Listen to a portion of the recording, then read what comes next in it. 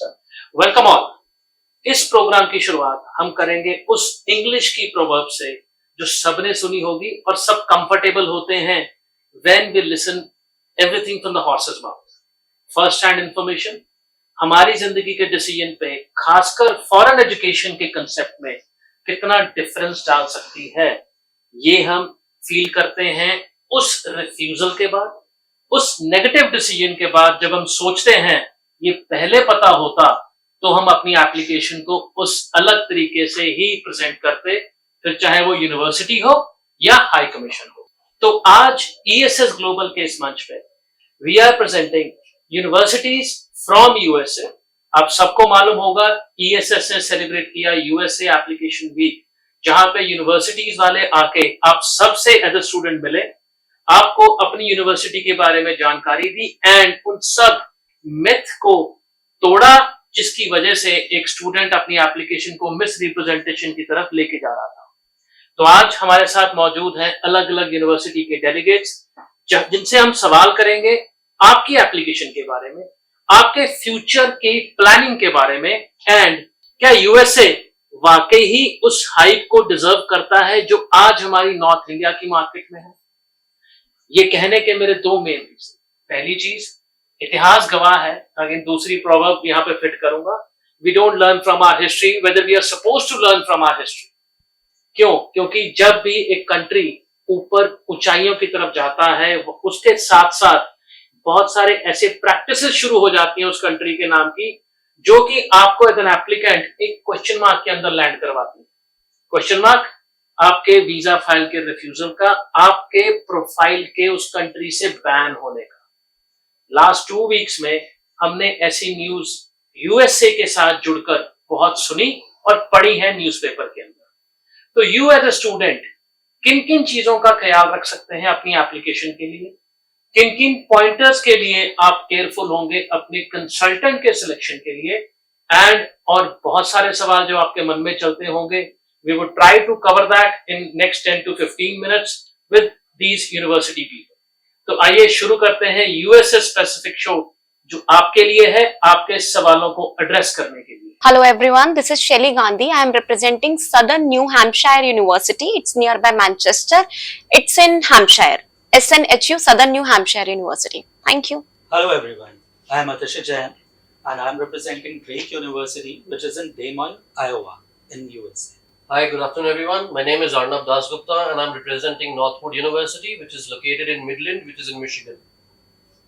Hello everyone, myself Rakesh Yadav. I'm representing California Miramar University. We are located in San Diego.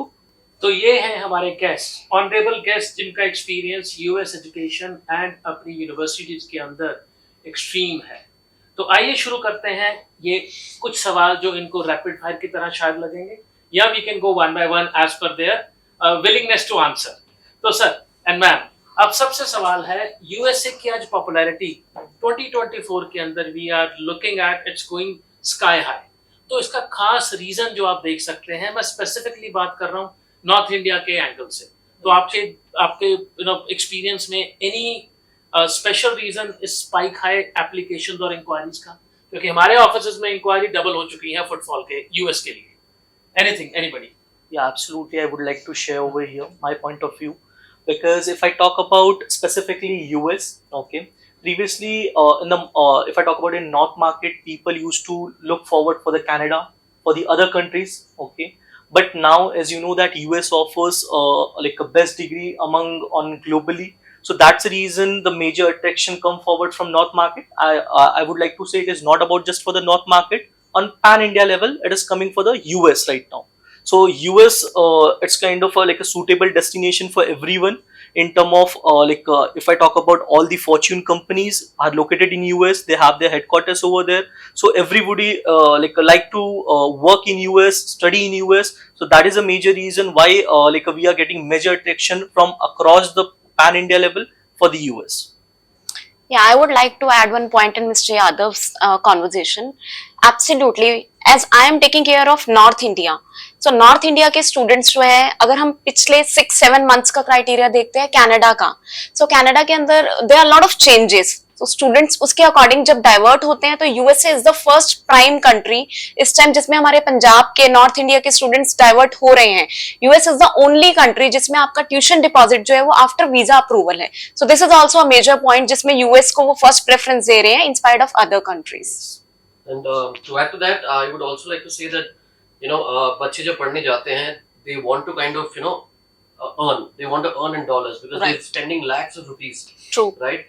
And given the job market in Canada and UK right now, I think that's also one of the reasons where students could be attracted towards the US, because US, as of now, I feel is a much more settled country than Canada and UK compared to the job market.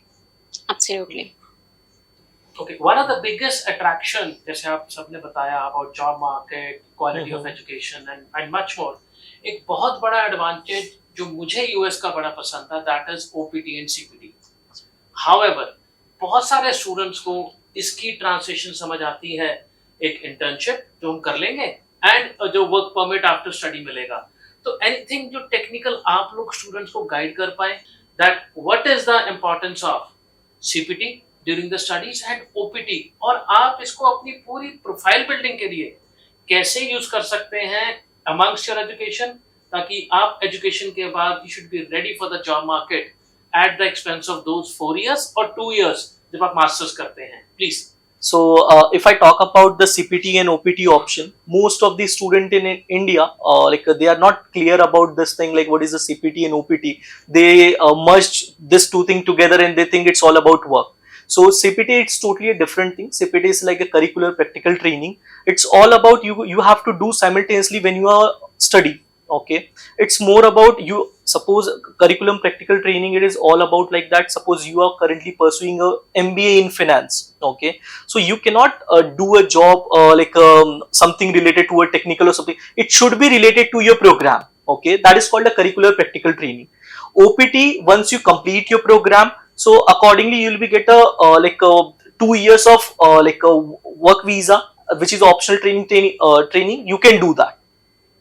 Exactly, and it's very simple. In USA when a student is going, अगर मैं specially अपने पंजाब के students हैं, वो clarity ही नहीं थी। Like अभी मैं ईएसएस के अलग अलग सेमिनार्स में गई, I visited Amritsar, Jalandhar, Ludhiana, so we met a lot of students.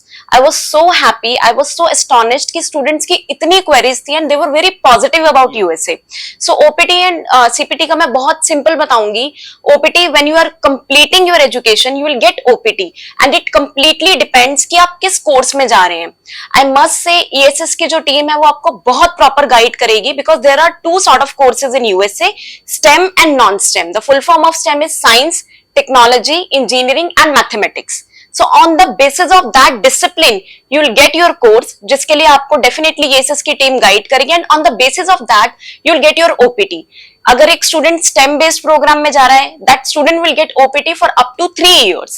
And if a student is going for a normal course, if a student is going for basic BCom course, Bachelor of Commerce, that student will get OPT of 1 year. तो student का जो visa आता है वो 5 years का आता है, 4-year bachelor degree plus OPT. So that's a very plus point in USA, जिसके basis पे student can आप अपने future को secure कर सकते हैं, you can plan your future along with your team.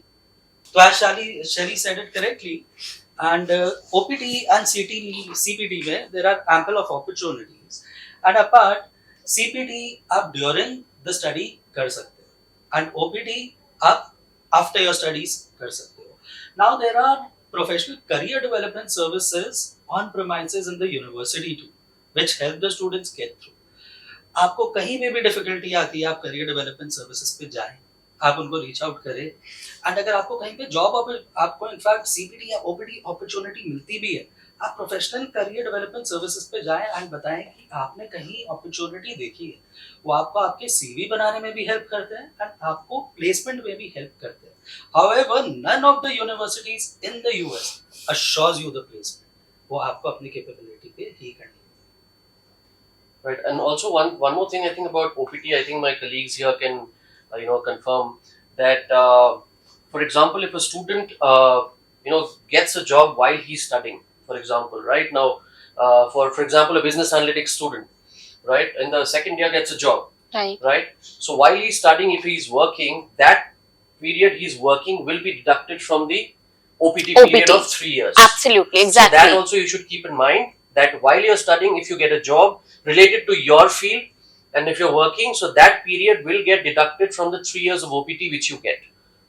So when Right. you say deducted, does that mean जैसे आपने सेम IT का एग्जांपल ले लेते हैं, if you've been to the IT program, data analyst for example, and after आपको 1+2 year का OPT मिलेगा, I believe, am I right? 3 years. Well, 3 years. 3 years. तो 3 years का जो OPT मिलेगा, जो आपने पार्ट टाइम काम किया है, तो 3 years से वो माइनस हो जाएगा. Minus हो जाएगा.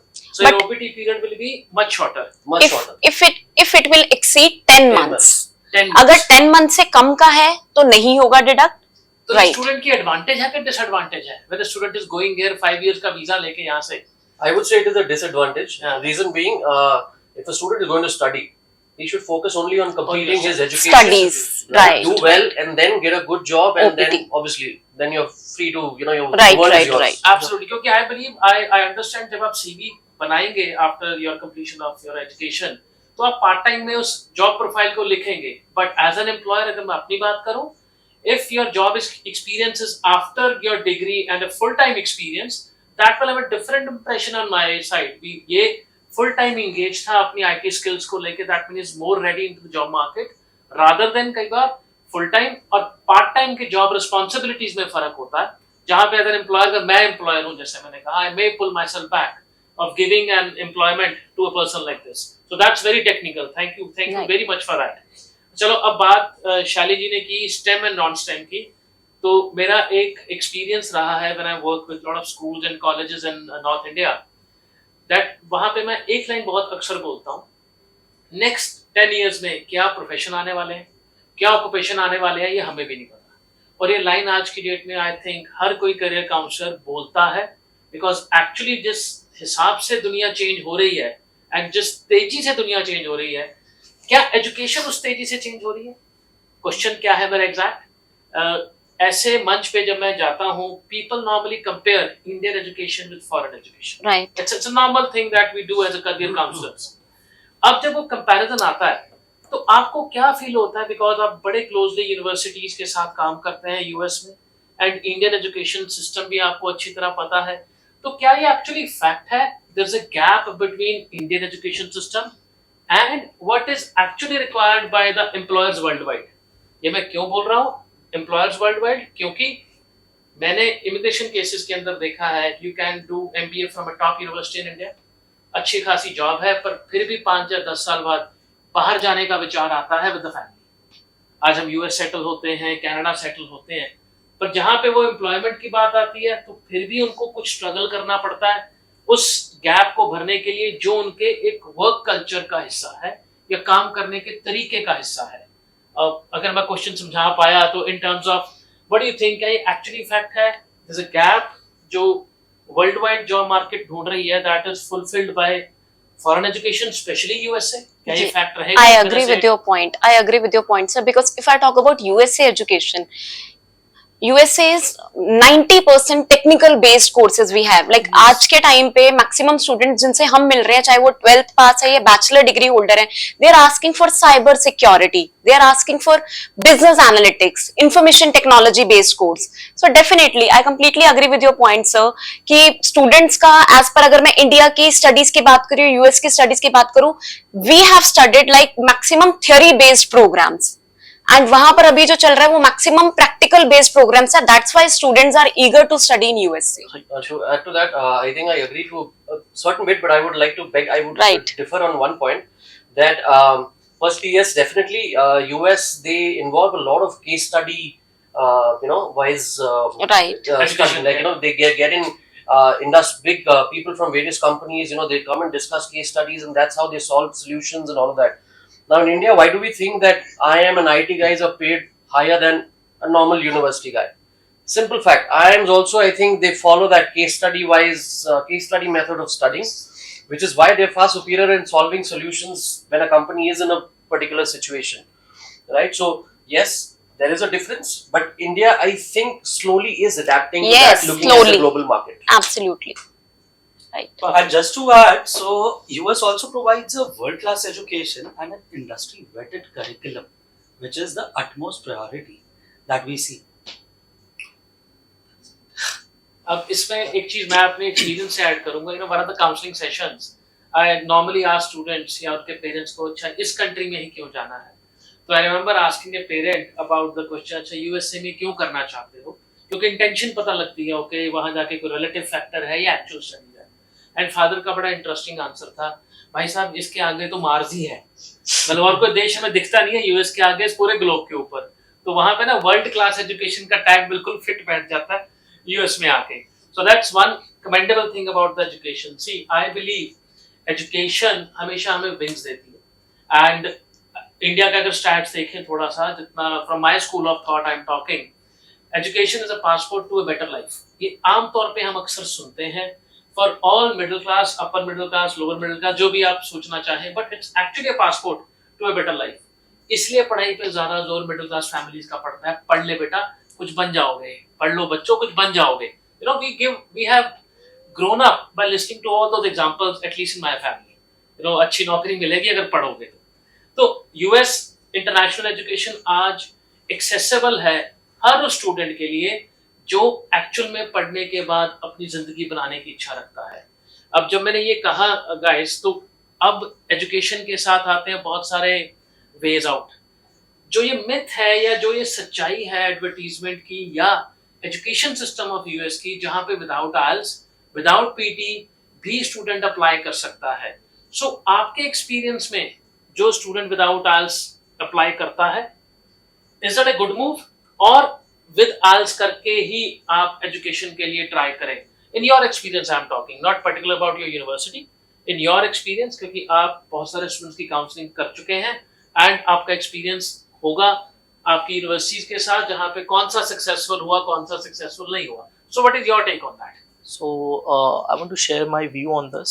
Okay, so if you talk about like the student who have like a MOI with him, or there is a second student who have given any kind of English proficiency test. So if you ask me to rate any person out of them who is like get more successful, getting a visa and all those things, so it is not like that. It's totally depend upon student to student. Okay, it's totally depend upon a student's caliber potential. Okay, because there is a huge list of student I have who didn't appear for any kind of English proficiency test, but they got their visa by submitting MOI. Okay, medium of instruction. Suppose the student who don't due to any reason they are not able to appear for English proficiency test, or they have any kind of fear to give any kind of English proficiency test. So we ask them to submit MOI.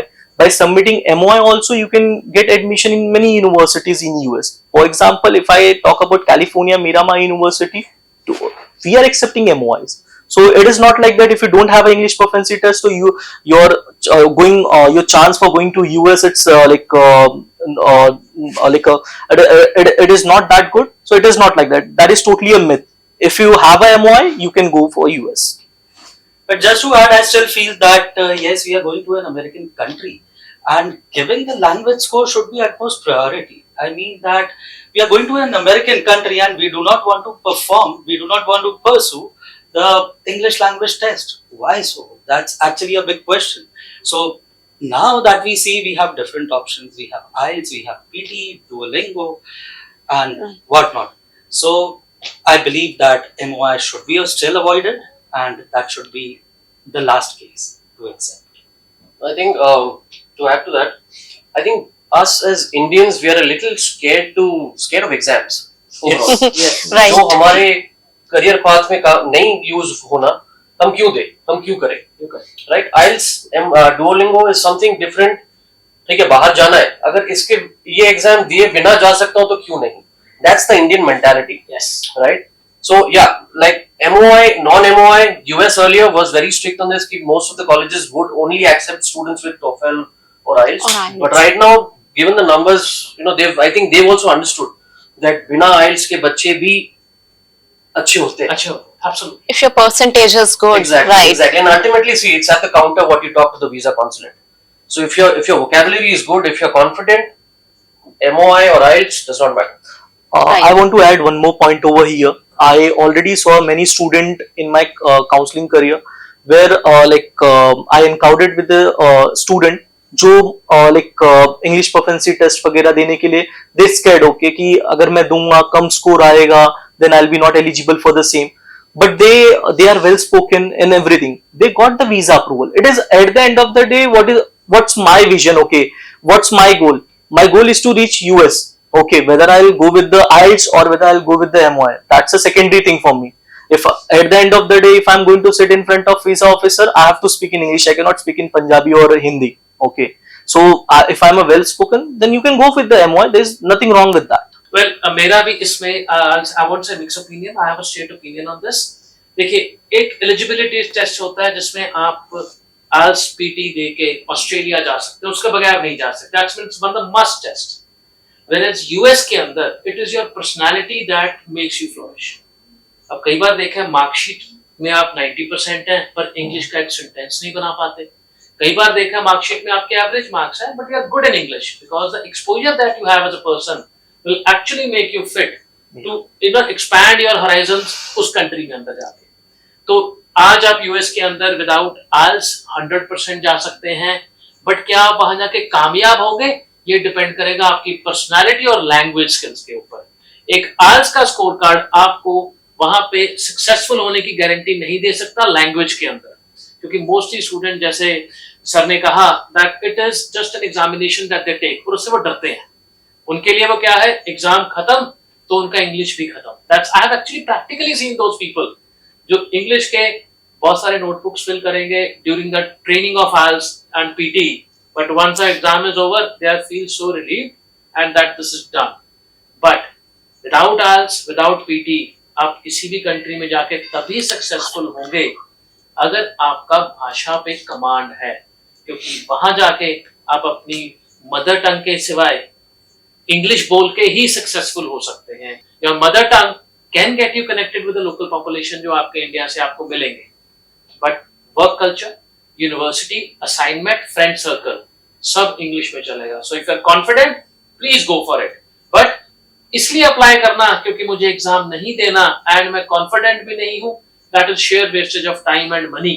सबका, आपका, और सबसे ज्यादा पैसा waste होता है आपके parents का. तो कैलकुलेटिव होके चलिए. If you trust yourself, please go ahead with that. Okay, so ये हो गया side from the student point of view. अब आप जैसे you work in US market, तो जब आप किसी भी कंसल्टेंट के साथ काम करते हैं तो आपके भी कुछ do's and don'ts होते होंगे, like what kind of consultant you want to work with, क्योंकि ये ऐसी इंडस्ट्री है, खासकर जिस हिस्से में हम बैठे हैं कंट्री के, यहाँ पे हर दीवार के एडजेसेंट आपको कंसल्टेंट मिलेगा. सो व्हाट पैरामीटर्स आपकी दुनिया में क्या होने चाहिए एक कंसल्टेंट के साथ काम करने का, ये मैंने इसलिए स्पेसिफिकली सवाल पूछा. Recently I wrote a blog for the website of ESS that आप अपने आप को कौन से 5 तरीके हैं जहाँ फ्रॉड कंसल्टेंट से बच सकते हैं. यहाँ पे न्यूज रेपिटेटिव क्या आती है मैं आपको बताता हूँ. कंसल्टेंट ने मेरे से फीस के पैसे मेरे ऑफिस में लिए, कंसल्टेंट भाग गया. ये आम न्यूज है एंड मैं अपना सर पकड़ के एक ही सवाल पूछता हूँ, कंसल्टेंट के टेबल पे पैसे क्यों लेके जाने हैं? अकाउंट नंबर ऑफर लेटर पे लिखा हुआ है, वीजा लग गया, उस अकाउंट में पैसे जमा कराओ ना. कंसल्टेंट बैंक थोड़े ना है जहां आप टेबल पे रख के पैसा दे आए हो. सेकेंड चीज, कुछ भी बोल के जब एक एप्लीकेशन लिया जाता है दैट मीन अगर आपका 40% है हो जाएगा, 80% है हो जाएगा, you are saying yes to everything. और क्लाइंट को कहीं ना कहीं मालूम होता है दैट ओके मेरी प्रोफाइल वीक है, पर वो हाँ सुनने के उसमें ना इतना वो आंखों में पट्टी पड़ जाती है भी हाँ हो गया, let's give it a shot. तो what are your tips when it comes, और what are your parameters? Number 1 question, 2 partners में क्वेश्चन पूछूंगा. आपका क्या पैरामीटर रहता है जब आप कहते हैं इन कंसल्टेंट के साथ काम करना है? And second part will be आपका क्या सजेशन होगा स्टूडेंट्स के लिए, नॉट किन कंसल्टेंट को चुने but from a straight advice from you as a person and a professional in the industry to the student straight on. Okay, US जाना चाहते हो, किन चीजों का ख्याल रखोगे, आपके वीजा चांसेस बढ़ेंगे, और कैसे अपने आप को you can be avoid getting prey of those consultant or agents जिनका सिर्फ दुकान खोल के पैसा कमाने का इरादा है and nothing else, no effort for your application. So please आपके views. Right. So now to answer that question, I think what I would like to tell the students directly is if you want to study overseas, even if your profile is weak, right? Work. There's one thing called social work, which is a very big thing for in the US, right? They give it a lot of value, right? So get into the donation camps, get into relief work. So even if you're weak in studies, suppose you're at 60%, 50%, and you want to go overseas, get into social work. That will build your profile, overall profile, and that will help you get into decent enough universities in the US.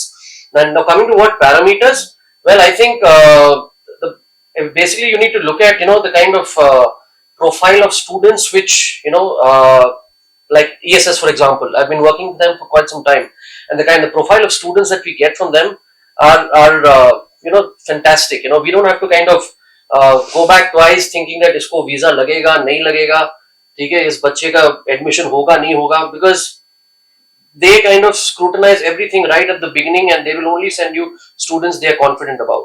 That is the best part about working with them, seriously. पिछले 4 दिन से मैं ESS के offices में different seminars में थी.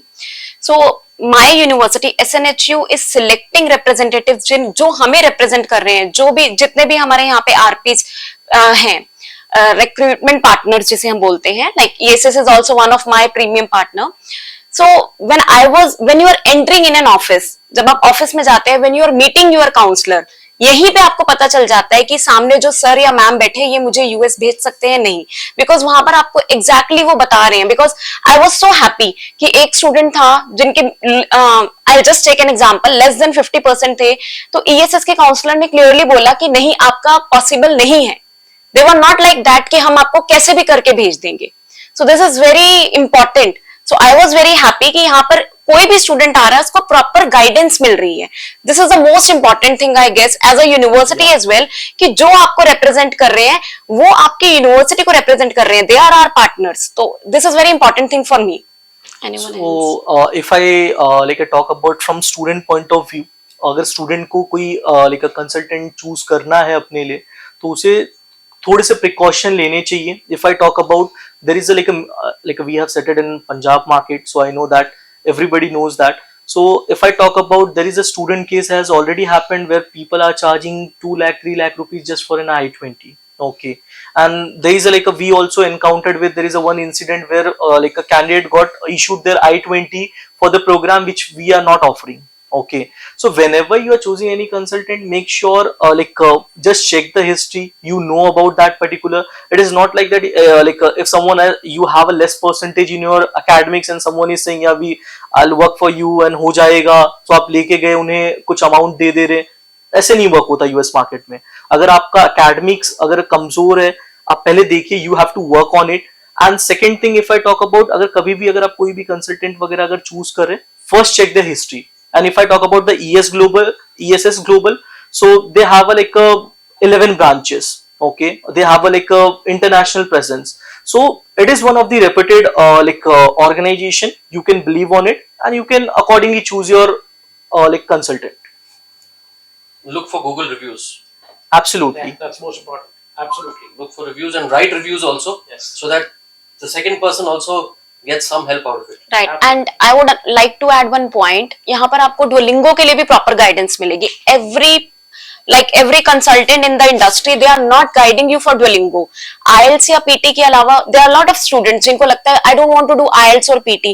You can go to USA with Duolingo. So you will get proper guidance from ESS staff. Okay, so basically, crux is about how you choose a consultant. Purely आपका decision और wish. However, आपकी जिंदगी आप किसी भी हाथों में आंखें बंद करके नहीं सौंपे. इतना सा इंटरेस्ट हमारा एज अ कंसल्टेंट जो ओवर 2 decades इस इंडस्ट्री में है, इंडस्ट्री को बचाना है. ये listening from A horses mouth मैंने इसलिए यूज किया था स्टार्ट ऑफ द प्रोग्राम के अंदर, क्योंकि सीधी इंफॉर्मेशन लेना हमारे पास मौके एज ए स्टूडेंट बहुत कम आते हैं.